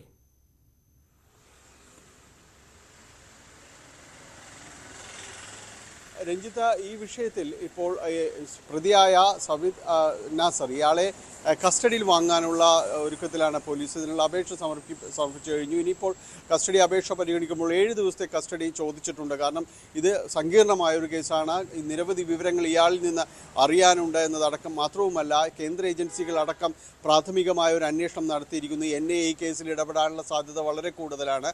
കാരണം ഇതിന് മനുഷ്യക്കടത്തിന് സമാനമായ രീതിയിൽ തന്നെയുള്ള കാര്യങ്ങൾ തന്നെയാണ്. അതോടൊപ്പം തന്നെ ഒരു അന്താരാഷ്ട്ര അവയവ റാക്കറ്റിൻ്റെ ഭാഗമായി പ്രവർത്തിച്ചിരുന്ന അത്ര ഒരു മാഫിയയുടെ കൈകൾ ഇന്ത്യയിലേക്കും കേരളത്തിലേക്കും എല്ലാം എത്തിയിരിക്കുന്നു എന്ന് സ്ഥിരീകരിക്കപ്പെട്ട ഒരു സംഭവമാണ്. അപ്പോൾ ഇയാൾക്കപ്പുറം മറ്റ് പ്രതികളുണ്ട്. ഇയാൾ അവരെക്കുറിച്ചുള്ള ചെറിയ വിശദാംശങ്ങളെല്ലാം നൽകിയിട്ടുണ്ട്. ഹൈദരാബാദിൽ നിന്നാണ് ഇതിൻ്റെ ഒരു കേന്ദ്രം പ്രവർത്തിക്കുന്നത്. ഇന്ത്യയിൽ ഗൾഫ് കേന്ദ്രീകരിച്ചുകൊണ്ട് അന്താരാഷ്ട്ര തലത്തിലൊരു സിൻഡിക്കേറ്റ് പ്രവർത്തിക്കുന്നു. അപ്പോൾ ഈ ഹൈദരാബാദ് സ്വദേശിയെ അടക്കം കസ്റ്റഡിയിൽ എടുക്കേണ്ടതെല്ലാമുണ്ട്. വളരെ പെട്ടെന്ന് ഇവർ നാടുവിടാനുള്ള സാധ്യതകളെല്ലാമുണ്ട്. അതുകൊണ്ട് കേന്ദ്ര ഏജൻസികളടക്കം ഈ വിഷയത്തിലേക്ക് ഇടപെട്ടുകൊണ്ട് വരും ദിവസങ്ങളിൽ അന്വേഷണം ഊർജിതമാകും എന്ന രീതിയിലാണ് നമുക്ക് വിവരങ്ങൾ ലഭിക്കുന്നത്. ഇപ്പോൾ കേരള പോലീസ് അന്വേഷിക്കുന്നത് ഈ കേസിൽപ്പെട്ട 20ഓളം പേര് ഇവിടുന്ന് കടത്തിയിട്ടുണ്ട് എന്ന് പറയുന്നു. അവരിന്ന് അവയവങ്ങൾ വിലയ്ക്ക് തന്നെ ഇവർക്ക് മറ്റ് വിദേശികൾക്ക് വിറ്റിരിക്കുന്നു. അപ്പോൾ ഈ അവയവ ദാതാക്കളെ കണ്ടെത്താനുള്ളൊരു ശ്രമമാണ്. കേരളത്തിൽ ഒരാൾ മാത്രമാണ് ഉണ്ടായിരുന്നത്, പാലക്കാട് സ്വദേശി. അദ്ദേഹത്തെ അന്വേഷിച്ചിട്ട് കുറേ നാളുകളായി അദ്ദേഹം ആ വീട്ടിലില്ല എന്ന വിവരമാണ് ലഭിച്ചിരുന്നത്. വീട്ടുകാർക്ക് പോലും അറിയില്ല ഇയാൾ എവിടേക്ക് പോയേ എന്നത് വീട്ടുകാർക്ക് അറിയില്ല എന്ന് പറയുന്നു. ഇത് തന്നെയും ദുരൂഹതയാവും വർദ്ധിപ്പിക്കുകയാണ്. മറ്റു പലരെക്കുറിച്ചും ആ വിവരങ്ങൾ ലഭിക്കുന്നില്ല. അവർ എങ്ങോട്ട് പോയെന്നോ എന്താണ് ഇപ്പോൾ അവർ ചെയ്യുന്നതെന്നതിനെ സംബന്ധിച്ച് വ്യക്തമായ ഒരു സൂചനകളുമില്ല. അവർക്ക് എന്ത് സംഭവിച്ചു എന്നറിയില്ല. അപ്പോൾ ഇത്തരം കാര്യങ്ങളിൽ ഒരു പൂർണ്ണമായ വ്യക്തത വരുത്തേണ്ടതുണ്ട്. ഇവരെ കണ്ടെത്തിക്കൊണ്ട് നിലവിൽ അവരുടെ ഒരു ആരോഗ്യസ്ഥിതി എന്താണ്, ഇയാൾ പറഞ്ഞതുപോലെ തന്നെയാണോ കാര്യങ്ങൾ നടന്നിരിക്കുന്നത് എന്നതടക്കമുള്ള കാര്യങ്ങൾ പരിശോധിക്കേണ്ടതുണ്ട്. ഒപ്പം ഇയാൾ നടത്തിയിട്ടുള്ള സാമ്പത്തിക ഇടപാടുകൾ സംബന്ധിച്ച് പ്രതി സബിത് നാസറിൻ്റെ സാമ്പത്തിക ഇടപാടുകൾ അന്വേഷിക്കുന്നുണ്ട്. ഇയാൾക്ക് ലഭിച്ച 60 ലക്ഷം രൂപയാണ് ഒരാൾക്ക് അവർ നൽകിയിരുന്നത്. ഇതിൽ വളരെ കുറച്ച് തുകയാണ് ഇരകൾക്ക് നൽകിയിരുന്നതെന്ന് ഇയാൾ തന്നെ സമ്മതിച്ചിട്ടുണ്ട്. ഈ മറ്റു പണം അതിൻ്റെ ഒരു ക്രയവിക്രയങ്ങൾ എന്തായിരുന്നു, അത് ആർക്കൊക്കെ നൽകിയിരിക്കുന്നു, ഏതൊക്കെ എല്ലാം അക്കൗണ്ടുകളിൽ അത് വീതിക്കപ്പെട്ടിരിക്കുന്നു തുടങ്ങിയ കാര്യങ്ങൾ പരിശോധിക്കണം. മാത്രവുമല്ല ഇറാനിൽ വെച്ചാണ് ഈ ശസ്ത്രക്രിയ, ഇറാനിലെ ഫരീദി ഖാൻ എന്ന ആശുപത്രിയിൽ ഈ ശസ്ത്രക്രിയ നടന്നു എന്ന് പറയുന്നു. അപ്പോൾ സാമ്പത്തിക ഇടപാടുകൾ എങ്ങനെയായിരുന്നു, ഏത് രീതിയിൽ പണമെത്തി, ഇതെല്ലാം തന്നെ പരിശോധിക്കേണ്ട കാര്യങ്ങളാണ്. അതുകൊണ്ട് തന്നെയാണ് കേന്ദ്ര ഏജൻസികൾ ഇക്കാര്യത്തിൽ വളരെ ശ്രദ്ധയോടെ സൂക്ഷ്മതയോടെ അന്വേഷണവുമായി മുന്നോട്ട് പോകുന്നത്. അവർ പ്രാഥമിക അന്വേഷണം നടത്തി കഴിഞ്ഞു. അത് ഇപ്പോൾ ഇനി ഔദ്യോഗികമായുള്ള ഒരു അന്വേഷണം ഏറ്റെടുക്കൽ ഉണ്ടാകുമെന്നാണ് പ്രതീക്ഷിക്കുന്നത്. അതുകൊണ്ട് തന്നെ വലിയ വിവരങ്ങൾ ലോക്കൽ പോലീസ് ഇത് സംബന്ധിച്ച് നൽകുന്നില്ല. അവർക്ക് ആ രീതിയിലുള്ളൊരു നിർദ്ദേശവും നൽകിയിട്ടുണ്ട്. ഉന്നത തലത്തിൽ നിന്ന് തന്നെ കൂടുതൽ വിവരങ്ങൾ ഇപ്പോൾ വ്യക്തമാക്കാൻ കഴിയില്ല എന്ന് അന്വേഷണ സംഘം പറയുന്നു. 10 അംഗ അന്വേഷണ സംഘത്തെ റൂറൽ SP-യുടെ നേതൃത്വത്തിൽ വൈഭവ് സക്സേനയുടെ IPS-ൻ്റെ നേതൃത്വത്തിൽ രൂപീകരിച്ചിട്ടുണ്ട്. അന്വേഷണം മുന്നോട്ട് കൊണ്ടുപോകുന്നു എന്ന് പറയുന്നു. ഈ ഘട്ടത്തിൽ അവർ മറ്റു വിവരങ്ങൾ വെളിപ്പെടുത്തുന്നില്ല. ഇനി ഇയാളെ സബിത് നാസറിനെ ചോദ്യം ചെയ്യുക എന്ന പ്രക്രിയയാണ്. അതിലെ കസ്റ്റഡി അപേക്ഷ നൽകിയിട്ടുണ്ട്. വരും ദിവസം അങ്കമാലി കോടതി ആ അപേക്ഷ പരിഗണിക്കുകയും ചെയ്യും. ശരി, ഡാനി പോളാണ് വിശദമായി വിവരങ്ങൾ പങ്കുവച്ചത്. കേരള സർവകലാശാല സെനറ്റിലേക്കുള്ള നാമനിർദ്ദേശത്തിൽ ഹൈക്കോടതിയിൽ നിന്നേറ്റ തിരിച്ചടിയിൽ രാജ്ഭവൻ നിയമോപദേശം തേടും. ഹൈക്കോടതി വിധിക്കെതിരെ അപ്പീൽ പോകണമോ എന്ന കാര്യം അതിനുശേഷമാകും തീരുമാനിക്കുക. കേരള സർവകലാശാലയിലേക്ക് ABP പ്രവർത്തകരെ നാമനിർദ്ദേശം ചെയ്ത ഗവർണറുടെ നടപടിക്കാണ് ഹൈക്കോടതിയിൽ നിന്ന് തിരിച്ചടി കിട്ടിയത്. വിഷയത്തിൽ സർവകലാശാലയുടെ തുടർ നീക്കങ്ങളും വൈകാതെ ഉണ്ടാകും. മസാല ബോണ്ടിലെ ഫെമ നിയമലംഘനം പരിശോധിക്കാനുള്ള ED സമൻസ് ചോദ്യം ചെയ്ത് നൽകിയ ഹർജികൾ ഹൈക്കോടതി ഇന്ന് പരിഗണിക്കും. ഹർജികളിൽ എൻഫോഴ്സ്മെന്റ് ഡയറക്ടറേറ്റ് എതിർ സത്യവാങ്മൂലം നൽകിയിട്ടുണ്ട്. ED സമൻസ് ചോദ്യം ചെയ്ത് കിഫ്ബിയും മുൻ ധനമന്ത്രി ഡോക്ടർ TM തോമസ് ഐസക്കും നൽകിയ ഹർജികളാണ് ഹൈക്കോടതിയുടെ പരിഗണനയിലുള്ളത്. ജസ്റ്റിസ് TR രവി അധ്യക്ഷനായ സിംഗിൾ ബെഞ്ചാണ് ഹർജികൾ പരിഗണിക്കുക. കിഫ്ബിക്കും തോമസ് ഐസക്കിനും വേണ്ടി സുപ്രീം കോടതിയിലെ മുതിർന്ന അഭിഭാഷകരായ അരവിന്ദ് P ദത്താറും ജയദീപ് ഗുപ്തയും ഹാജരാകും. ED 6 തവണയും നൽകിയത് സമാന ആവശ്യമുള്ള സമൻസ് ആണെന്നാണ് കിഫ്ബിയുടെ വാദം. ED ആവശ്യപ്പെട്ട സാക്ഷ്യപ്പെടുത്തിയ രേഖകളും കിഫ്ബി കോടതി വഴി കൈമാറിയിട്ടുണ്ട്. സമൻസ് നൽകി വിളിച്ചു വരുത്തിയാലും അറസ്റ്റ് ചെയ്യില്ലെന്നാണ് ED നേരത്തെ ഹൈക്കോടതിയെ അറിയിച്ചത്. ഫെമ നിയമലംഘനം പരിശോധിക്കാൻ EDക്ക് അധികാരപരിധിയില്ലെന്നാണ് കിഫ്ബിയുടെയും തോമസ് ഐസക്കിൻ്റെയും പ്രധാന വാദം. മസാല ബോണ്ടിന് അനുമതി നൽകിയ റിസർവ് ബാങ്കിന് പരാതിയില്ലെങ്കിൽ മറ്റാർക്കും പരാതി ഉണ്ടാകേണ്ട കാര്യമില്ലെന്നായിരുന്നു നേരത്തെ സിംഗിൾ ബെഞ്ചിൻ്റെ വിധി. പൂക്കോട് വെറ്റിനറി സർവകലാശാലയിലെ സിദ്ധാർത്ഥന്റെ മരണത്തിലെ 13 പ്രതികളുടെ ജാമ്യാപേക്ഷ ഹൈക്കോടതി ഇന്ന് വീണ്ടും പരിഗണിക്കും. ജാമ്യാപേക്ഷയെ എതിർത്തുകൊണ്ടുള്ള സിദ്ധാർത്ഥന്റെ അമ്മയുടെ ഹർജി അനുവദിച്ച് അമ്മയെ കേസിൽ കക്ഷി ചേർത്തിരുന്നു. CBI രജിസ്റ്റർ ചെയ്ത കേസിലെ 13 പ്രതികളുടെ ജാമ്യാപേക്ഷയിൽ വിശദമായ വാദവും ഇന്ന് കേൾക്കുന്നുണ്ട്. ഓരോ ജാമ്യാപേക്ഷയിലും പ്രത്യേകം വാദം കേൾക്കണമെന്ന് CBI ഹൈക്കോടതിയിൽ ആവശ്യപ്പെട്ടു. ഈ ആവശ്യവും കോടതി അംഗീകരിച്ചിരുന്നു. നഴ്സിംഗ് പ്രവേശന പ്രതിസന്ധിയിൽ കോളേജ് മാനേജ്മെന്റ് പ്രതിനിധികളും ആരോഗ്യമന്ത്രി വീണ ജോർജുമായുള്ള ചർച്ച ഇന്ന്. മാനേജ്മെന്റ് സീറ്റുകളിലേക്ക് ഏകജാലക സംവിധാനം വഴി പ്രവേശനം നടത്തില്ലെന്ന മാനേജ്മെന്റുകളുടെ പ്രഖ്യാപനവും അഫിലിയേഷൻ പ്രതിസന്ധിയുമാണ് ചർച്ച. ഏകജാലക സംവിധാനം വഴി പ്രവേശനം നടത്തുന്ന പ്രൈവറ്റ് നഴ്സിംഗ് കോളേജ് മാനേജ്മെന്റ് അസോസിയേഷനും Christian college nursing college management അസോസിയേഷനും പുറമെ സ്വന്തം നിലയ്ക്ക് പ്രവേശനം നടത്തുന്ന 37 കോളേജുകളെ കൂടിയാണ് ചർച്ചയ്ക്ക് വിളിച്ചിട്ടുള്ളത്. നമുക്കറിയാം, രാജ്യത്ത് ഇതിനകം 5 വട്ട തെരഞ്ഞെടുപ്പുകൾ പൂർത്തിയായി കഴിഞ്ഞു. ഇന്നലെ അമിത്ഷായുടെയൊക്കെ അവകാശവാദം ഈ 5 ഘട്ടം പൂർത്തിയായപ്പോൾ തന്നെ 310 സീറ്റുകൾ NDAക്ക് ഉറപ്പാണ് എന്നുള്ളതാണ്. നാളെ 6ാം ഘട്ട വോട്ടെടുപ്പാണ്. അത് നിർണായകമായ 59 മണ്ഡലങ്ങളിലാണ്, 58 മണ്ഡലങ്ങളിലാണ് തെരഞ്ഞെടുപ്പ്. നാളെ അതിൻ്റെ മറ്റന്നാളാണ് വോട്ടെടുപ്പ്. നാളെ പരസ്യപ്രചാരണം അവസാനിക്കുകയാണ്. 25-നാണ് വോട്ടെടുപ്പ്. പരസ്യപ്രചാരണം അവസാനിക്കുകയാണ്. വോട്ടെടുപ്പ് 58 മണ്ഡലങ്ങളിലാണ്. മോദി നാളെ ഈസ്റ്റ് ഡൽഹിയിൽ പ്രചാരണത്തിനുണ്ട്. മേനകാഗാന്ധിയും കനയ്യകുമാറും ഉൾപ്പെടെയുള്ളവർ ജനവിധി തേടുന്നുണ്ട്. രാകേഷ്, 25-നാണ് ഡൽഹിയിലടക്കം ആം ആദ്മി പാർട്ടി, അതായത് ഒരുപക്ഷെ അരവിന്ദ് കെജ്രിവാളിൻ്റെ ഒരു വരവ് അത് പരീക്ഷിക്കപ്പെടുന്ന ഒരു തെരഞ്ഞെടുപ്പ് കൂടിയാകും 5ാം ഘട്ടമെന്ന് പറയുന്നത്. ഏതൊക്കെ പ്രധാന മണ്ഡലങ്ങൾ, ഏതൊക്കെ സ്ഥാനാർത്ഥികൾ?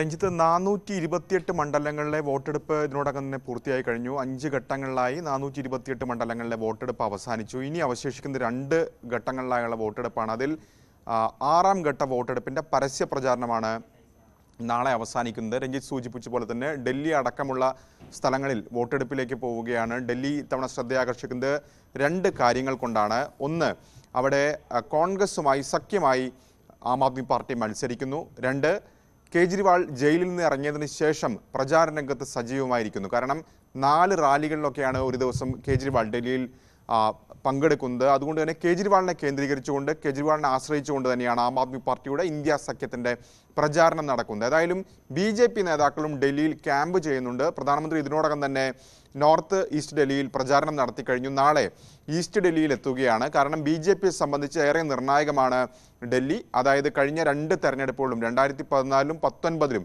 7 സീറ്റും വിജയിച്ചത് BJP ആയിരുന്നു. ഡൽഹിയിൽ ഭരണം ആം ആദ്മി പാർട്ടിക്ക്, അല്ലെങ്കിൽ ഡൽഹി നിയമസഭാ തെരഞ്ഞെടുപ്പിൽ ആം ആദ്മി പാർട്ടി വലിയ വിജയം നേടുമ്പോഴും ലോക്സഭാ തെരഞ്ഞെടുപ്പ് BJPക്കൊപ്പം ഏതാണ്ട് 50%-ലധികം വോട്ടുകൾ നേടിക്കൊണ്ടായിരുന്നു BJPയുടെ വിജയം. അപ്പോൾ ഇത്തവണ ഈ സഖ്യം എങ്ങനെ ഇമ്പാക്റ്റ് ചെയ്യും എന്നടക്കമുള്ള കാര്യങ്ങൾ നിർണായകമാണ്. ഏതായാലും പല വിഷയങ്ങൾ മാറി മാറി വന്നു. പ്രത്യേകിച്ച് കേജ്രിവാൾ ജയിലിൽ നിന്ന് ഇറങ്ങിയതിന് ശേഷം വലിയ വിമർശനങ്ങൾ കേന്ദ്രത്തിനെതിരെ BJPക്കെതിരെ ഉന്നയിക്കുകയും ചെയ്തു. പക്ഷേ ഈ അവസാന ഘട്ടത്തിലെത്തുമ്പോൾ സ്വാതി മാലിവാളിൻ്റെ പരാതി, ഒപ്പം തന്നെ PA ബിബവ് കുമാറിൻ്റെ അറസ്റ്റ് അടക്കമുള്ള വിഷയങ്ങളും പ്രചാരണത്തെ സ്വാധീനിച്ചിട്ടുണ്ട്. അപ്പോൾ ഡൽഹി ഏറെ നിർണായകമാണ്. ഡൽഹി കൂടാതെ ബീഹാറിലെ 8 മണ്ഡലങ്ങളിൽ വോട്ടെടുപ്പ് നടക്കുന്നുണ്ട്. UPയിലെ 14 മണ്ഡലങ്ങളിൽ വോട്ടെടുപ്പുണ്ട്. പശ്ചിമ ബംഗാളിലെ 8 മണ്ഡലങ്ങളിലും വോട്ടെടുപ്പുണ്ട്. കാരണം പശ്ചിമ ബംഗാളിൽ പ്രത്യേകിച്ച് 8 മണ്ഡലങ്ങൾ പ്രധാനമായും BJPക്കും ഏറെ നിർണായകമായ മണ്ഡലങ്ങളിൽ തന്നെ വോട്ടെടുപ്പ് നടക്കുന്നു. തൃണമൂൽ കോൺഗ്രസും ശക്തമായി തന്നെ അവിടെ രംഗത്തുണ്ട്. പ്രത്യേകിച്ച് ഇന്നലെ കൽക്കത്ത ഹൈക്കോടതി മുൻ ജഡ്ജി മത്സരിക്കുന്ന മണ്ഡലത്തിൽ വോട്ടെടുപ്പ് നടക്കുകയാണ്. അവിടെ കഴിഞ്ഞ ദിവസം മമതാ ബാനർജിക്കെതിരെ ചില പരാമർശങ്ങൾ അദ്ദേഹം നടത്തി. അഭിജിത് ഗംഗോപാധ്യായ താംലൂക്ക് മണ്ഡലത്തിലാണ് ജനവിധി തേടുന്നത്. ഇതേ തുടർന്ന് 24 മണിക്കൂർ പ്രചാരണത്തിൽ നിന്ന് വിലക്കേർപ്പെടുത്തിക്കൊണ്ടുള്ള തീരുമാനം തെരഞ്ഞെടുപ്പ് കമ്മീഷന്റെ ഭാഗത്തു നിന്നുണ്ടാവുകയും ചെയ്തിട്ടുണ്ട്. ഈ 6ാം ഘട്ടത്തിലാണ് ഹരിയാനയും വോട്ടെടുപ്പിലേക്ക് പോകുന്നത്. ഹരിയാനയിലും BJP കഴിഞ്ഞ തവണ മുഴുവൻ സീറ്റുകളിലും വിജയിച്ചതാണ്. പക്ഷേ ഇത്തവണ ചില പ്രശ്നങ്ങൾ, പ്രതിസന്ധികൾ അവിടെ നേരിടുന്നുണ്ട് BJP. അതിൻ്റെ ഏറ്റവും പ്രധാനപ്പെട്ട കാര്യം ഒന്ന് കർഷക സമരമാണ്. ഒപ്പം തന്നെ ജാട്ട് വിഭാഗത്തിനിടയിലുള്ള അതൃപ്തി, ഇതടക്കമുള്ള വിഷയങ്ങൾ തെരഞ്ഞെടുപ്പിനെ എങ്ങനെ സ്വാധീനിക്കും എന്നുള്ളത് നിർണായകമാണ്. ഏതായാലും 5 ഘട്ടങ്ങളിലെ വോട്ടെടുപ്പ് കഴിഞ്ഞതോടുകൂടി തന്നെ ദേശീയ നേതാക്കളൊക്കെ തന്നെ ഈ 6ാം ഘട്ട ക്യാമ്പയിൻ കേന്ദ്രീകരിക്കുന്നു എന്നതാണ് ഏറ്റവും ശ്രദ്ധേയമായ കാര്യം. പ്രത്യേകിച്ച് മോദി നാളെ റാലി നടത്തുന്നു. ഒപ്പം അമിത്ഷാ, രാജ്നാഥ് സിംഗ് തുടങ്ങിയ നേതാക്കളൊക്കെ തന്നെ കഴിഞ്ഞ ഘട്ടങ്ങളിലൊക്കെ തന്നെ UP കേന്ദ്രീകരിച്ചുകൊണ്ടൊരു പ്രവർത്തനമായിരുന്നു. പക്ഷേ അവരൊക്കെ തന്നെ ഇപ്പോൾ ഡൽഹി കേന്ദ്രീകരിച്ച് പ്രചാരണ രംഗത്ത് ഏതായാലും സജീവമായിട്ടുണ്ട്. ശരി ER രാഗേഷ് വിവരങ്ങൾ പങ്കുവച്ചു. ഭൂമി കുംഭകോണവുമായി ബന്ധപ്പെട്ട കള്ളപ്പണം വെളുപ്പിക്കൽ കേസിൽ ജാർഖണ്ഡ് മുൻ മുഖ്യമന്ത്രി ഹേമന്ത് സോറന്റെ ഇടക്കാല ജാമ്യാപേക്ഷ സുപ്രീം കോടതി ഇന്ന് പരിഗണിക്കും.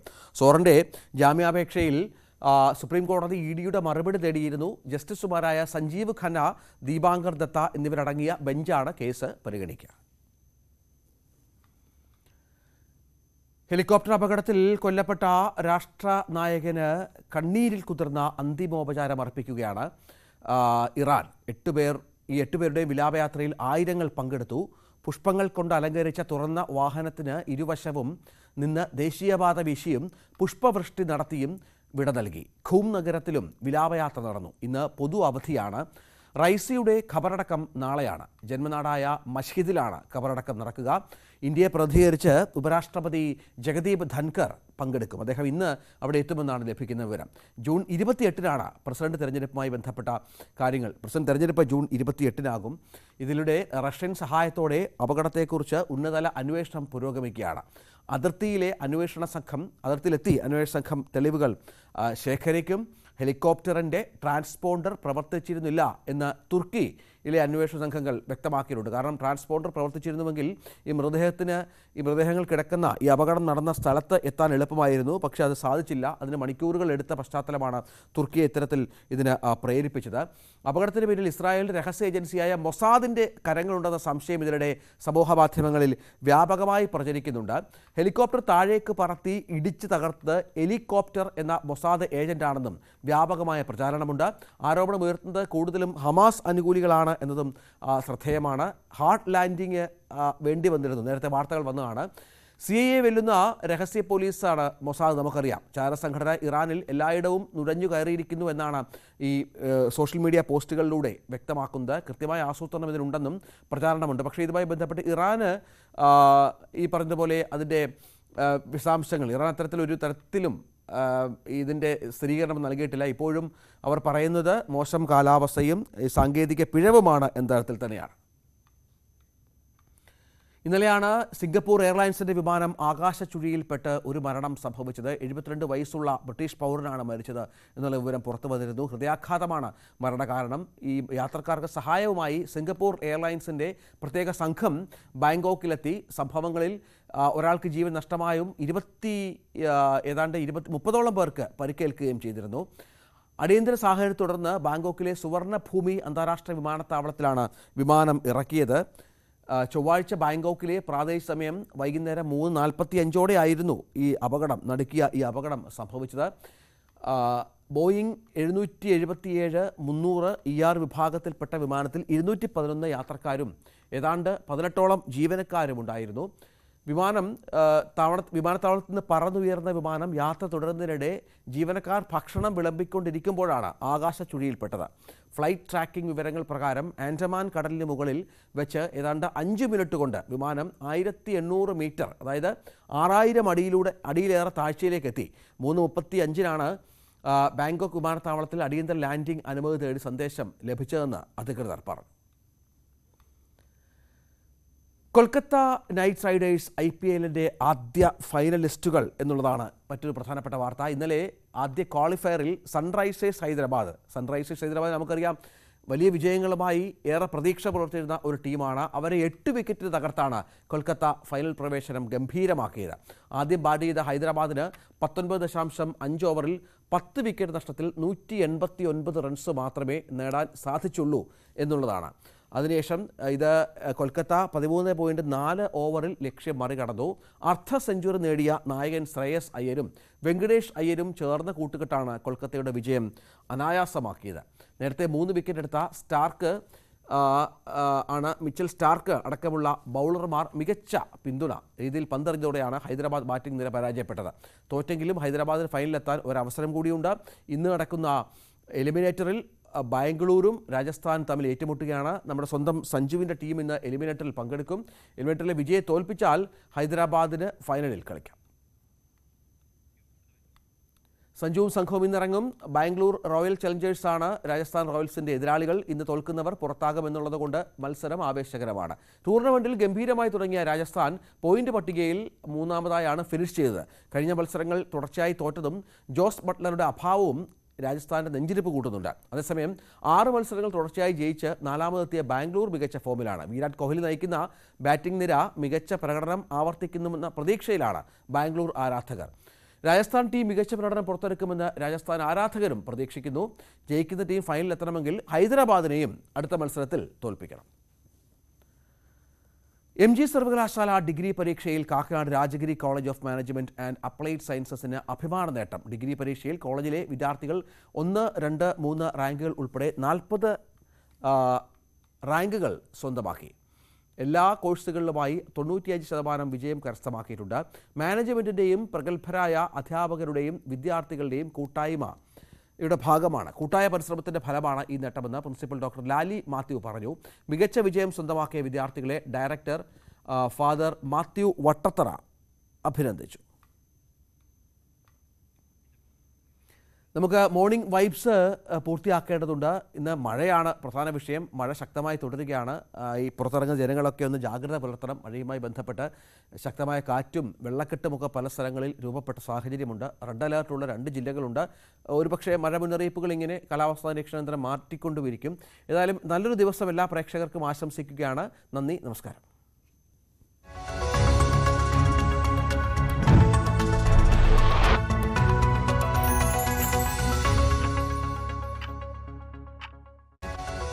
മോർണിംഗ് 11 യാത്ര